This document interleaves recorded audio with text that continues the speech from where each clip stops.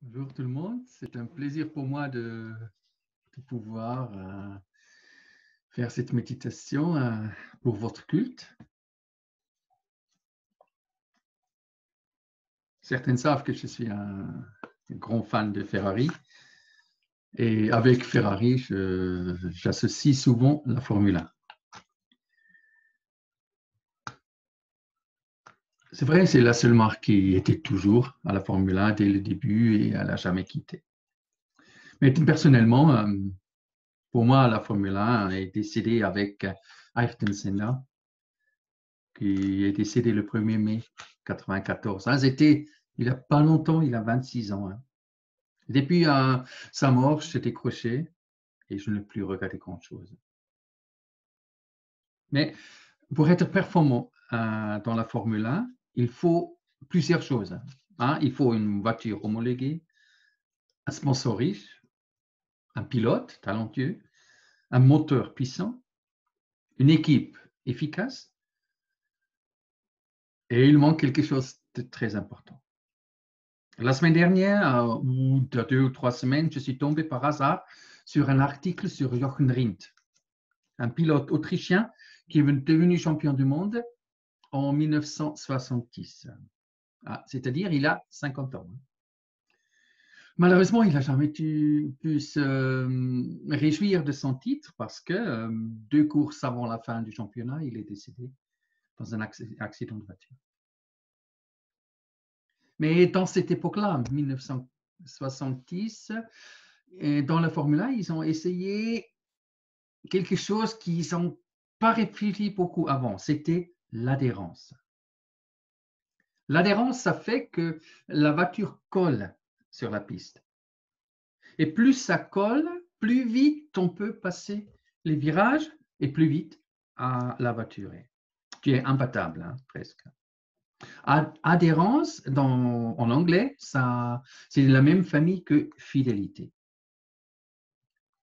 Alors, si par exemple dans un couple, on veut que ça colle, il faut trouver du bon réglage, un bon réglage. Dans la vie avec le Seigneur, il faut que ça colle aussi. Ta vie réglée au plus proche du Seigneur. Et c'est de ça que Pierre parle dans sa première lettre. 1 Pierre 2, versets 1 à 10. Rejetez donc toutes les formes de méchanceté et de ruse, l'hypocrisie, la jalousie et toute médisance. Comme des enfants nouveau-nés, désirez ardemment le lait pur de la parole, afin qu'il vous fasse grandir en vue du salut. Puisque vous avez goûté combien le Seigneur est bon. Approchez-vous de lui, car il est la pierre vivante que les hommes ont rejetée, mais que Dieu a choisie et à laquelle il attache une grande valeur. Et vous aussi, comme des pierres vivantes, vous qui formez un temple spirituel, édifiez-vous pour constituer une sainte communauté de prêtres, chargés de lui offrir des sacrifices spirituels qu'il pourra accepter favorablement par Jésus-Christ. Voici en effet ce qu'on trouve dans l'Écriture à ce sujet. Moi, je place en Sion une pierre angulaire choisie, d'une grande valeur. Celui qui met sa confiance en elle ne connaîtra jamais le déshonneur. Pour vous donc qui croyez, l'honneur. Mais pour ceux qui ne croient pas, la pierre que la constructeur a rejetée est devenue la pierre principale, la pierre d'angle. Une pierre qu'on heurte, un rocher qui fait trébucher. Parce qu'ils refusent de croire à la parole. Il leur arrive ce qui était prévu pour eux, ils tombent à cause de cette pierre. Mais vous êtes un peuple élu, une communauté des rois prêtres, une nation sainte, un peuple que Dieu a pris pour sien, pour que vous célébriez bien haut les œuvres merveilleuses de celui qui vous a appelé à passer des ténèbres à son admirable lumière. Car vous, qui autrefois n'étiez pas son peuple, vous êtes maintenant le peuple de Dieu. Vous qui n'avez pas obtenu compassion, vous avez désormais obtenu compassion. Pierre nous répond dans ce texte à la question de son adhérence. à un moment de sa vie. Vous vous souvenez peut-être les uns ou les autres qu'il a perdu totalement son adhérence. Et il était une sortie de piste qui lui était presque fatale. Quand il a nié 3 fois de connaître Jésus en jurant de ne pas être un de ses disciples. La fidélité comme base d'une vie collée au plus proche du Seigneur. Alors, c'est pourquoi Pierre est fidèle. Quelques pensées simples, comme toujours. Et même si le mot fidélité n'apparaît pas dans le texte, on voit clairement l'idée. Et je pense que Pierre donne 6 réponses dans notre passage. Pourquoi Pierre est fidèle? Parce que le Seigneur est excellent. Versets 1 à 3. Rejetez donc toutes les formes de méchanceté et de ruse, l'hypocrisie, la jalousie et toute médisance. Comme des enfants nouveau-nés, désirez ardemment le lait pur de la parole, afin qu'il vous fasse grandir en vue du salut, puisque vous avez goûté combien le Seigneur est bon. Il y a des gourmandises, vous savez, vous connaissez maintenant un peu, que j'apprécie particulièrement. Certains n'en trouvent qu'en Suisse. Je pourrais vous parler des petits bâtonnets de Kirsch qui sont une vraie tuerie. Mais si vous n'avez pas goûté, je ne vais jamais pouvoir vous décrire vraiment le vrai goût. La motivation pour faire la volonté de Dieu, grandir dans la foi, vient de mon intimité, de ma fidélité avec le Seigneur. Si je ne goûte pas, si je n'ai jamais vécu le plaisir de la présence du Seigneur, si je n'étais jamais resté bouche bée devant la bonté du Seigneur, comment pourrais-je trouver la motivation de nager contre le courant? Il faut goûter la bonté du Seigneur pour avoir le dégoût pour tout ce qui est péché. Vivre la présence du Seigneur chaque jour nous colle au bitume de la vie. Pourquoi Pierre est fidèle? Parce qu'il a compris la valeur de Jésus-Christ. Verset 4.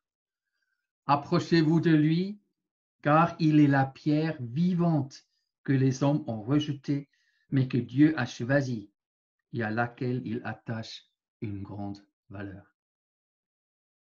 Il a compris. Peut-être c'est un peu fort, qui peut comprendre le prix que Dieu a payé pour nous. Imaginons l'inimaginable, vous compliquez.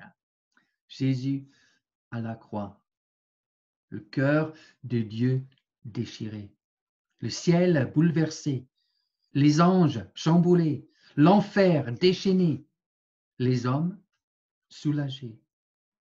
Et nous? C'est pourquoi je suis fidèle, parce que Dieu est allé jusqu'au bout. C'est carrément indispensable pour ne pas déraper dans les virages serrés de la vie, pour ne pas perdre le contact dans les moments de doute, des moments de grand chamboulement, des moments de solitude, etc. Pour moi, pour vous, Dieu est allé jusqu'au bout. Pourquoi faire?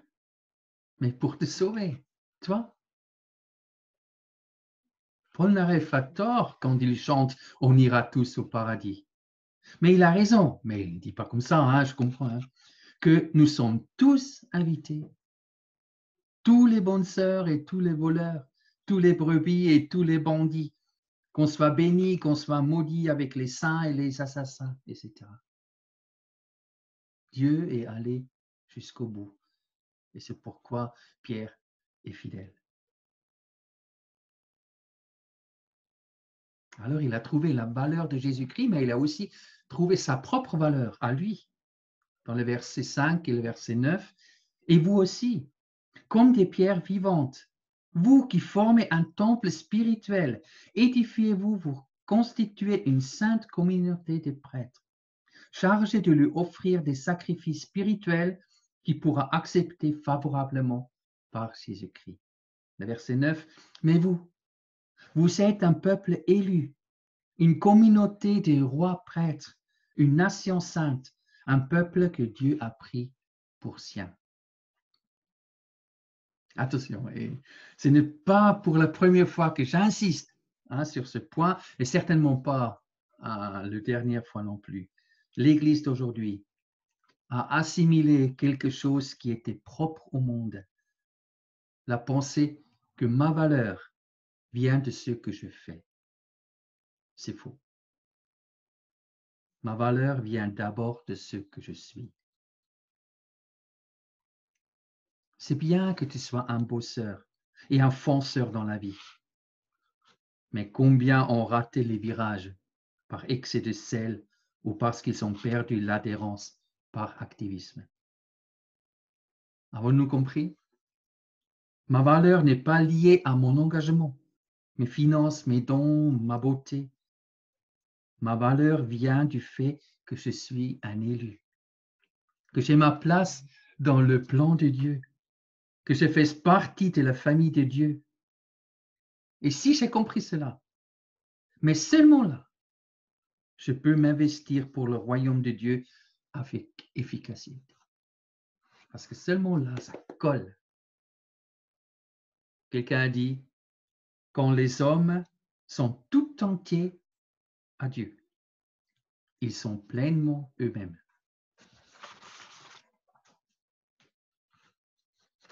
Pierre est aussi fidèle parce qu'il a choisi d'être fidèle. Versets 6 à 8. Voici en effet ce qu'on trouve dans l'Écriture à ce sujet. Moi, je place en Sion une pierre angulaire choisie d'une grande valeur. Celui qui met sa confiance en elle ne connaîtra jamais le déshonneur. Pour vous donc qui croyez, l'honneur. Mais pour ceux qui ne croient pas, la pierre que les constructeurs ont rejetée est devenue la pierre principale, la pierre d'angle, une pierre qu'on heurte, un rocher qui fait trébucher. Parce qu'ils refusent de croire à la parole. Il leur arrive ce qui était prévu pour eux, ils tombent à cause de cette pierre. Tu peux essayer de prendre tous les virages de la vie avec tes propres moyens, à la façon comme tu veux et la vitesse que tu oses. Dieu ne te force à rien du tout. Je ne peux pas te proposer 36 solutions, hein? Pierre non plus. Soit tu t'attaches à cette pierre de grande valeur, qui n'est rien d'autre qu'une image de Jésus-Christ, et tu ne vas pas te croûter comme un bleu. Tu vas passer même les pires virages d'épingle de la mort. Soit tu refuses ce rocher qui peut te sauver et tu vas te heurter et te casser les dents sur l'autoroute de la vie. La capitulation est claire. C'est pourquoi Dieu est fidèle, parce que le Seigneur est excellent, parce qu'il a compris la valeur de Jésus-Christ, de ce qu'il a fait, parce qu'en lui, il a trouvé sa valeur et parce qu'il a choisi d'être fidèle.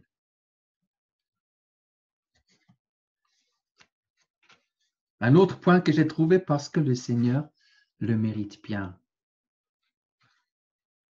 Pour que vous célébriez bien haut les œuvres merveilleuses de celui qui vous a appelé à passer des ténèbres à son admirable lumière.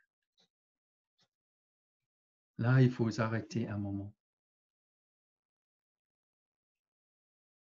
Pensez à tout ce que Dieu a fait dans votre vie, les 1000 bénédictions de tous les jours, des prières exaucées, entendues et accueillies. Chaque fois quand il est là, quand tu as besoin de lui, les péchés pardonnés et oubliés, des ténèbres à la lumière, son amour même et surtout quand je ne l'ai pas mérité. Vous y êtes? Mais combien de fois nous ne sommes pas satisfaits? La vie nous semble injuste et Dieu n'est pas équitable. Combien de fois j'ai l'impression que Dieu ne répond pas, il ne fait rien pour me sortir de ma misère. Et de toute façon, je ne suis pas assez reconnu à l'Église. Et l'Église n'est pas assez bien. Et les frères et sœurs ne sont pas assez spirituels. Ça, c'est les moments où il faut ajuster notre adhérence. Rechercher le meilleur réglage.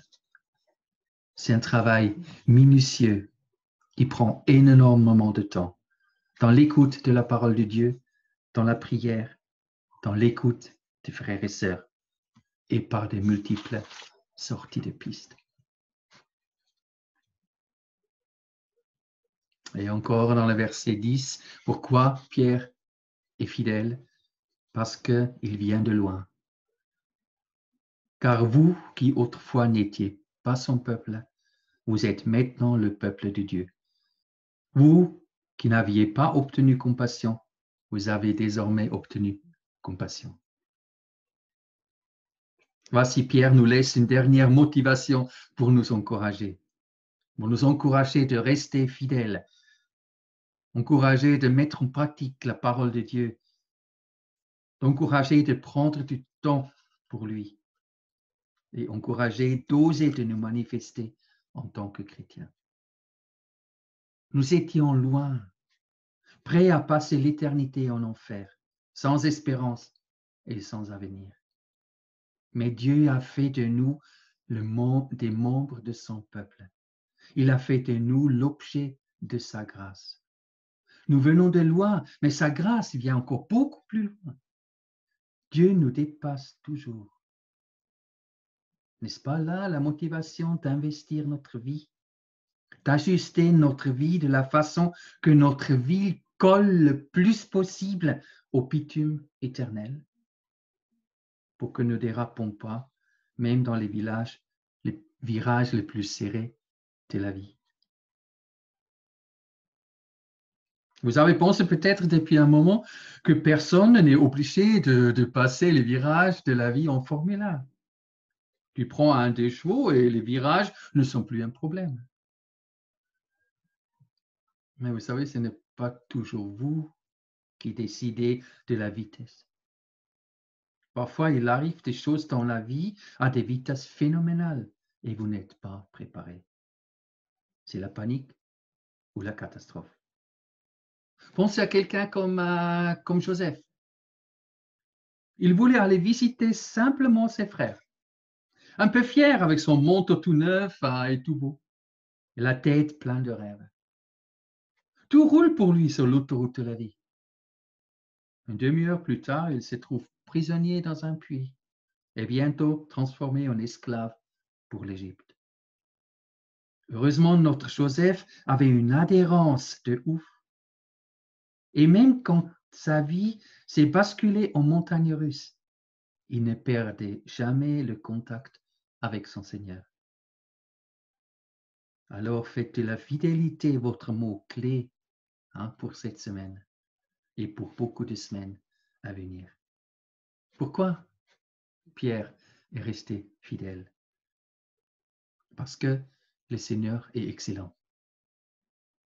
Parce qu'il a compris la valeur de Jésus-Christ, de ce qu'il a fait pour lui. Et parce qu'en lui, il a trouvé sa valeur d'enfant de Dieu. Pourquoi il est fidèle? Parce qu'il a choisi d'être fidèle. Et parce qu'il a remarqué le Seigneur le mérite bien. Toutes les bonnes choses qu'il nous donne chaque jour. Et pourquoi Pierre est fidèle à la fin? Parce qu'il vient de loin. Mais Dieu l'a touché et l'a attrapé. Alors, encore une fois, faites de la fidélité votre mot-clé pour cette semaine et pour beaucoup de semaines à venir. Merci beaucoup pour votre attention. Bon dimanche, bonne semaine. Je vous aime bien. Au revoir.